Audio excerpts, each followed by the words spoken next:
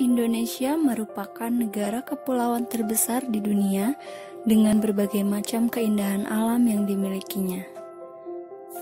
Indonesia memiliki banyak lahan yang subur sehingga menyebabkan masyarakat dapat mengolah tanahnya untuk kegiatan ekonomi.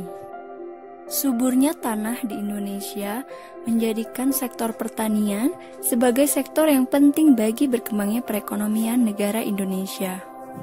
Namun, sebagai negara berkembang, Indonesia turut merasakan dampak dari kemajuan teknologi. Teknologi merupakan salah satu unsur pokok dalam pembangunan yang terencana.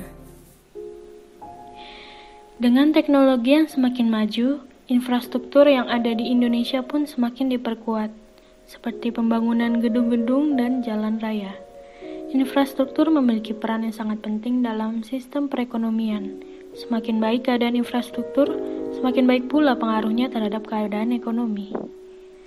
Namun, di samping sisi positifnya, dampak negatif yang menjadi sumber perdebatan dalam pembangunan infrastruktur adalah penggunaan lahan yang sangat luas dan secara langsung akan berdampak pada tata ruang lahan pertanian.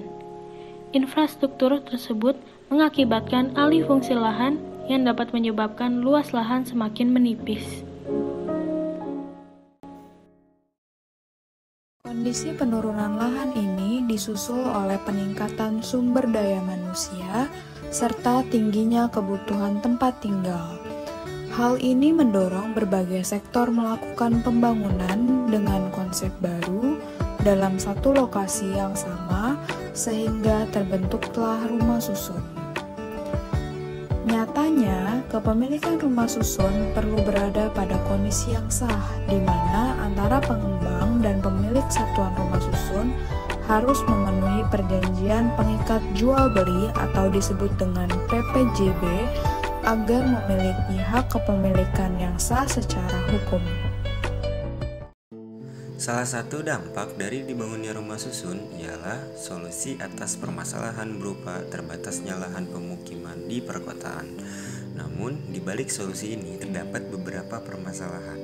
Yang pertama, bangunan terlalu monoton, perlu efisiensi dalam perencanaan masa bangunan. Yang kedua, kurangnya cahaya alami dan sirkulasi udara. Hal ini dikarenakan layout ruang yang tidak optimal dan kurangnya bukaan dari setiap unit keluar. Ketiga, unit kecil dan sesak. Seringkali orientasi rumah sebagai produk komersial mengesampingkan kebutuhan ruang penghuni, sehingga banyak layout hunian dengan ruang gerak yang minim.